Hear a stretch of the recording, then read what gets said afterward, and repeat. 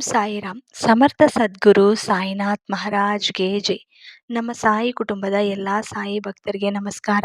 ಸಾಯಿ ಆಶೀರ್ವಾದ ಸದಾ ನಿಮ್ಮ ಮೇಲೆ ಇರಲಿ ಅಂತ ಬಾಬಾಗೆ ಬೇಡ್ಕೊಂತ ಇವತ್ತಿನ ವಿಡಿಯೋ ಶುರು ಮಾಡ್ತಾ ಇದ್ದೀನಿ. ಇವತ್ತಿನ ವಿಡಿಯೋದಲ್ಲಿ ಸಾಯಿಯಪ್ಪ ಏನು ಹೇಳ್ತಾ ಇದ್ದಾರೆ ಅಂದರೆ, ಮಗು, ಶಿರಡಿ ಪ್ರಯಾಣ ಸಿದ್ಧವಾಗಿದೆ. ನಿನ್ನ ಕನಸು ನೆನಸಾಗುವ ಸಮಯ ಇದು. ನಿನ್ನ ಶಿರಡಿ ಪ್ರಯಾಣದಲ್ಲಿ ಸ್ವತಃ ಸಾಯಿ ಜೊತೆ ಬರುತ್ತಾರೆ ಅಂತ ಸಾಯಿ ನಮಗೋಸ್ಕರ ಒಳ್ಳೆಯ ಸಂದೇಶವನ್ನು ತಂದಿದ್ದಾರೆ. ಈ ಸಂದೇಹದ ಮೂಲಕ ಸಾಯಿ ಏನು ಹೇಳಬೇಕು ಅಂತ ಬಂದಿದ್ದಾರೋ ಮೊದಲು ಕೇಳೋಣ. ಎಲ್ಲರೂ ಕೂಡ ನಮ್ಮ ಸಾಯಿ ಆಶೀರ್ವಾದ ಮೂಲಕ ತಪ್ಪದೆ ನಾವು ಶಿರಡಿ ಪ್ರಯಾಣ ಮಾಡಬೇಕು ಅಂತ ಕನಸಿರೋರೆಲ್ಲರೂ ಕೂಡ ಈ ವಿಡಿಯೋನ ಪೂರ್ತಿಯಾಗಿ ನೋಡೋಣ. ಮಗು, ನಿನ್ನ ಕನಸು ನೆನಸಾಗುವ ಸಮಯ ಬಂದಿದೆ. ಏನಕ್ಕಂದ್ರೆ ನೀವು ತುಂಬ ದಿನಗಳಿಂದ ಶಿರಡಿಗೆ ಬರಬೇಕು ಅಂತ ಕಾಯುತ್ತಿದ್ದೀಯ. ಅದಕ್ಕೆ ಸಮಯ ಬಂದಿದೆ. ನೀವು ಅತಿ ಶೀಘ್ರದಲ್ಲಿ ಶಿರಡಿಗೆ ಭೇಟಿಯಾಗಿ ಸಾಯಿ ಆಶೀರ್ವಾದ ಪಡೆದು ಸಾಯಿ ಸಮಾಧಿಯನ್ನು ಮುಟ್ಟಿ ಮನಸ್ಫೂರ್ತಿಯಾಗಿ ಆಶೀರ್ವಾದ ತಗೋ. ನಿನ್ನ ಜೀವನದಲ್ಲಿ ಇರುವಂತ ಕಷ್ಟಗಳೆಲ್ಲ ಕೂಡ ಆವತ್ತಿನ ದಿನಕ್ಕೆ ಎಲ್ಲ ದೂರ ಆಗಿ ಸಂತೋಷವಾಗಿ ನೀನು ಆಚೆ ಬರ್ತೀಯ. ದ್ವಾರಕಾ ಮಾಯಿಯಲ್ಲಿ ನೀನು ಹೆಜ್ಜೆ ಇಟ್ಟಿದ ತಕ್ಷಣ ನಿನ್ನ ಜೀವನದಲ್ಲಿ ಹೊಸ ಬೆಳಕು ಆರಂಭವಾಗುತ್ತದೆ. ಮಗು, ಇವತ್ತಿನ ದಿನ ನಿನ್ನ ಸಾಯಿ ತಂದಿರುವಂತ ಒಳ್ಳೆಯ ಸುದ್ದಿ ಇದೆ. ಜೀವನದಲ್ಲಿ ಇದುವರೆಗೂ ಏನು ಕಷ್ಟಗಳನ್ನ ಅನುಭವಿಸಿದೆಯೋ ಅದೆಲ್ಲ ಕೂಡ ನಾನು ದೂರ ಮಾಡುತ್ತೀನಿ. ಮಗು, ಒಳ್ಳೆಯ ಕೆಲಸಗಳು ನಿನ್ನಿಂದನೇ ಆರಂಭವಾಗುತ್ತದೆ. ಮಗು, ಅತಿ ಶೀಘ್ರದಲ್ಲಿ ನಿನ್ನ ಮನೆಯಲ್ಲಿ ಶುಭವಾರ್ತೆ ಕೇಳಕ್ಕೆ ಸಿದ್ಧವಾಗಿ ಇರಿ. ಇವತ್ತು ನಿನ್ನ ಸಾಯಿ ತಂದಿರುವಂತ ಸಿಹಿ ಮಾತು ನಿನ್ನ ಜೀವನದಲ್ಲಿ ಹೊಸ ಬೆಳಕಿಗೆ ದಾರಿ ಕೊಡುತ್ತದೆ. ಮಗು, ಈ ಶಿರಡಿ ಪ್ರಯಾಣ ನಿನಗೆ ಒಂದು ಒಳ್ಳೆಯ ಅನುಭವ ಆಗುತ್ತದೆ. ನೀವು ನಿಮ್ಮ ಮಕ್ಕಳ ಜೊತೆ, ನಿಮ್ಮ ಕುಟುಂಬಿಕರ ಜೊತೆ ಸಂತೋಷವಾಗಿ ಶಿರಡಿ ಪ್ರಯಾಣ ಮಾಡಿ ಬಂದಿದ ತಕ್ಷಣ ಅಲ್ಲಿ ನಾನು ನಿಮಗೆ ರಿಸೀವ್ ಮಾಡ್ಕೊತೀನಿ. ಮಗು, ನೀನು ಎಲ್ಲೇ ನೋಡಿದ್ರೂ ಕೂಡ ನಿನ್ನ ಸಾಯಿ ಕಾಣಿಸುತ್ತಾರೆ. ನಿನಗೆ ಯಾವುದೇ ಕಷ್ಟ ಬಂದಿಲ್ಲದೆ ನಿನ್ನ ಸಾಯಿ ಸದಾ ನಿನ್ನ ಜೊತೆ ಇದ್ದು ನಿನ್ನ ಕಷ್ಟಗಳಿಗೆ ಯಾರು ಕಾರಣ ಆಗುತ್ತಾರೋ ಅಂಥವರಿಗೆ ಒಳ್ಳೆಯ ಪಾಠ ಕಲಿಸಕ್ಕೆ ನಾನು ಸಿದ್ಧವಾಗಿರ್ತೀನಿ. ಮಗು, ಇವತ್ತು ನೀನು ಏನೇ ಕೆಲಸಗಳಿದ್ರೂ ಕೂಡ ಮೊದಲು ನಿನ್ನ ಸಾಯಿ ಸಂದೇಶವನ್ನು ಕೇಳಿ. ಯಾಕಂದರೆ ಬರೋ ದಿನಗಳಲ್ಲಿ ಕೂಡ ನಿನಗೆ ಯಾವಾಗಲೂ ಸಂತೋಷವಾಗಿರೋ ಥರ ನಾನು ಮಾಡೋಕ್ಕೆ ರೆಡಿಯಾಗಿದ್ದೀನಿ. ಜೀವನದಲ್ಲಿ ಇದುವರೆಗೂ ಏನು ನೋವನ್ನು ಅನುಭವಿಸಿದೆಯೋ, ಯಾರು ನಿನಗೆ ನೋವನ್ನು ಕೊಟ್ಟಿದ್ದಾರೋ ಅಂಥವರಿಗೆ ನೀನೇ ಬುದ್ಧಿ ಕಲಿಸ್ಬೇಕು. ಮಗು, ಯಾರ ಬಗ್ಗೆ ಜಾಸ್ತಿ ಹೆಚ್ಚಾಗಿ ಮಾತಾಡಕ್ಕೆ ಹೋಗಬೇಡಿ. ನಿಂದು ಏನಿದೆಯೋ ಅದರ ಬಗ್ಗೆ ಮಾತ್ರ ಯೋಚನೆ ಮಾಡಿ. ನಿಮ್ಮ ಕುಟುಂಬಿಕರ ಬಗ್ಗೆ ಯೋಚನೆ ಮಾಡಿ. ಅವ್ರನ್ನ ಚೆನ್ನಾಗಿ ನೋಡ್ಕೊಳ್ಳಿ. ಯಾವಾಗಲೂ ಸಂತೋಷದಿಂದ ಇರಿ. ಯಾಕಂದ್ರೆ ಸಂಜೆಗೆ ಬರೀ ಸೂರ್ಯ ಮಾತ್ರ ಮುಳುಗೋದಿಲ್ಲ. ನಮ್ಮ ಆಯಸ್ಸಿನ ಒಂದು ದಿನವೂ ಮುಗಿದಿರುತ್ತೆ. ಅದು ನೆನಪಿರಲಿ. ಮಗು, ಕೆಲವೊಂದು ಸಮಯದಲ್ಲಿ ನಾವು ತಪ್ಪು ಇಲ್ಲದಿದ್ದರೂ ಕೂಡ ರಾಜಿಯಾಗಿ ಬಿಡ್ತೀವಿ. ಹಾಗಂತ ಅದು ನಮ್ಮ ಬಲಹೀನತೆ ಅಲ್ಲ. ನಮ್ಮ ಅಹಂ ಬಿಟ್ಟು ನಮ್ಮ ನಡುವಿನ ಸಂಬಂಧಕ್ಕೆ ನೀಡುವ ಅತಿ ಮೂಲ್ಯ ಬೆಲೆ ಅಂತ ನೆನಪಿರಲಿ.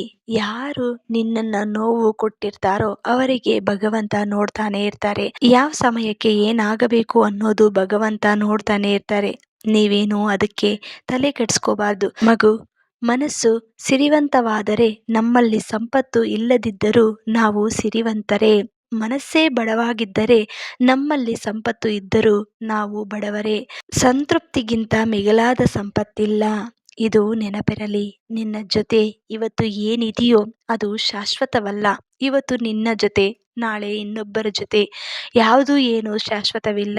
ಮಗು, ತುಂಬಾ ದಿನಗಳಿಂದ ನೀನು ಶಿರಡಿಗೆ ಬರಬೇಕು ಅಂತ ಕಾಯ್ತಿದ್ದೀಯಾ. ಆದರೆ ನನ್ನ ಸಾಯಿ ನನಗೆ ದಾರಿ ಕೊಡುತ್ತಿಲ್ವೇ ಅಂತ ಯೋಚನೆ ಮಾಡುತ್ತಿದ್ದೀಯಾ. ಮಗು, ನಿನಗೆ ಭಗವಂತ ಕೊಟ್ಟಿರೋ ಅಂತ ಆಶೀರ್ವಾದ ಮೊದಲು ನಿನ್ನ ಸಾಯಿ ನಿನ್ನ ಜೊತೆನೆ ಇದ್ದಾರೆ ಅನ್ನೋದು ನೋಡಿ. ಯಾಕಂದರೆ ನೀನು ಮನಸ್ಫೂರ್ತಿಯಾಗಿ ಪ್ರತಿ ಗುರುವಾರ ನನ್ನ ನಾಮಸ್ಮರಣೆ ಮಾಡುತ್ತೀಯ. ಪ್ರತಿ ಗುರುವಾರ ನನ್ನ ಪೂಜೆ ಮಾಡುತ್ತಾ ನನ್ನನ್ನೇ ನೆನಪು ಮಾಡ್ಕೊಂತ ಸಾಯಿ ಆಶೀರ್ವಾದಗೋಸ್ಕರ ಕಾಯ್ತಿರ್ತೀಯ. ಮಗು, ಪ್ರತಿದಿನ ನಾನು ನನ್ನ ಮಕ್ಕಳ ಜೊತೆನೇ ಇರ್ತೀನಿ. ಯಾರು ನನ್ನ ನಾಮಸ್ಮರಣೆ ಪ್ರತಿದಿನವೂ ಮಾಡುತ್ತಾರೋ ಅವರ ಜೊತೆ ಸದಾ ಇರ್ತೀನಿ. ಯಾವುದೇ ಒಂದು ರೂಪದಲ್ಲಿ ಅವರ ಮುಂದೆನೇ ಇರ್ತೀನಿ. ಮಗು, ಪೂಜೆನೇ ಮಾಡಬೇಕು, ದೇವಸ್ಥಾನಕ್ಕೆ ಹೋಗಬೇಕು, ನೈವೇದ್ಯ ಇಡಬೇಕು ಅಂತ ಏನೂ ಇಲ್ಲ. ನಾನೇ ನಿನ್ನ ಜೊತೆನೇ ಇರ್ತೀನಿ. ಸದಾ ಸಾಯಿ ಎಲ್ಲರ ಜೊತೆ ಇರ್ತಾರೆ. ಯಾರು ಅವರನ್ನ ನಾಮಸ್ಮರಣೆ ಮಾಡುತ್ತಾ ಮುಂದಕ್ಕೆ ಹೋಗ್ತಾರೋ, ಅವರ ಕಷ್ಟದಲ್ಲಿ ಸಂತೋಷದಲ್ಲಿ ಯಾವಾಗಲೂ ನೆನಪು ಮಾಡ್ಕೊತಾರೋ ಅವರ ಜೊತೆ ಸದಾ ಇರ್ತೀನಿ. ಸಮಯ ಬಂದಾಗ ಶಿರಡಿಗೆ ದಾರಿ ಖಂಡಿತ ಸಿಗುತ್ತೆ. ಆವತ್ತಿನ ದಿನ ನಿನಗೆ ತುಂಬಾ ಸಂತೋಷವನ್ನು ಕೊಡ್ತೀನಿ. ಮಗು, ವಾದದಿಂದ ತಾತ್ಕಾಲಿಕ ಗೆಲುವಾದಂತೆ ಕಾಣುತ್ತದೆ. ತಾಳ್ಮೆ ಹಾಗಲ್ಲ. ತಕ್ಷಣಕ್ಕೆ ಸೋತಂತೆ ಕಂಡರೂ ಭವಿಷ್ಯದಲ್ಲಿ ಒಳ್ಳೆಯದೇ ಆಗುತ್ತದೆ. ಮಗು, ಅದೆಷ್ಟೇ ಬಾರಿ ದೇವರ ಜೊತೆ ಮುನಿಸಿಕೊಂಡರೂ ಕಷ್ಟ ಬಂದಾಗ ಮೊದಲು ನೆನಪಾಗುವುದು ಆ ಭಗವಂತ. ಕಷ್ಟಗಳ ಕೊಡುವ ಸೂತ್ರಧಾರಿಯೂ ಅವನೇ. ಕಷ್ಟಗಳ ಎದುರಿಸಲು ಜೊತೆಯಾಗುವ ಪಾತ್ರಧಾರಿಯೂ ಅವನೇ. ಎಲ್ಲ ಕೂಡ ಅವನೇ ಕೊಡ್ತಾನೆ. ಅವನೇ ಎಲ್ಲ ಕೂಡ ಸಮಾಧಾನ ಮಾಡ್ತಾನೆ. ನಮ್ಮ ಜೀವನದಲ್ಲಿ ನಾವೇನೇ ಕಳ್ಕೊಂಡ್ರೂ ಕೂಡ ಸೂತ್ರಧಾರಿಯಾಗೂ ಆ ಭಗವಂತಗೆ ನಾವು ನೀಡುತ್ತೀವಿ. ಮಗು, ಯಾವತ್ತು ನೋವಾದರೆ ಪರಮಾತ್ಮನಿಗೆ ಹೇಳಬೇಕು. ತೊಂದರೆ ಬಂದರೆ ಭಗವಂತನಲ್ಲಿ ಪರಿಹಾರ ಕೇಳಬೇಕು. ದುಃಖವಾದರೆ ದೇವರ ಮುಂದೆ ಅಳಬೇಕು. ಈ 3 ಸಂದರ್ಭದಲ್ಲಿ ಜನರ ಮುಂದೆ ಏನು ಆಗದಂತೆ ಬದುಕಬೇಕು. ಕಷ್ಟದಲ್ಲಿ ನಾನಿದ್ದೀನಿ ಅನ್ನೋ ಭರವಸೆ ನಿನ್ನ ಸಾಯಿ ಯಾವತ್ತೂ ಕೊಡ್ತಾನೆ. ಯಾವ ವ್ಯಕ್ತಿಯು ಎಂತಹ ಕಠಿಣ ಪರಿಸ್ಥಿತಿಯಲ್ಲೂ ಕೂಡ ದೇವರ ಮೇಲೆ ವಿಶ್ವಾಸ ಇಡುತ್ತಾನೋ ದೇವರು ಕೂಡ ಆ ವ್ಯಕ್ತಿಯ ವಿಶ್ವಾಸವನ್ನು ಎಂತಹ ಕಠಿಣ ಪರಿಸ್ಥಿತಿಯಲ್ಲೂ ಕೂಡ ಕಳೆದುಕೊಳ್ಳಲು ಬಿಡೋದಿಲ್ಲ. ಮಗು, ನಿನ್ನ ಶಿರಡಿ ಪ್ರಯಾಣ ಅತಿ ಶೀಘ್ರದಲ್ಲಿ ಆಗುತ್ತದೆ. ನಿನ್ನ ಸಾಯಿ ಕರ್ಕೊಂಡು ಹೋಗೋಕ್ಕೆ ಸಿದ್ಧವಾಗಿದ್ದಾರೆ. ದ್ವಾರಕಾ ಮಾಯಿಯಲ್ಲಿ ನೀನು ಹೆಜ್ಜೆ ಇಟ್ಟಿದ ತಕ್ಷಣ ಎಲ್ಲ ಸಮಸ್ಯೆಗಳು ಕೂಡ ದೂರವಾಗುತ್ತದೆ. ಸಮಸ್ಯೆ ಬಂದಾಗ ಸದಾ ನಿನ್ನ ಸಾಯಿ ಜೊತೆ ಇರ್ತಾನೆ ಅನ್ನೋದು ಮರೆಯಬೇಡಿ.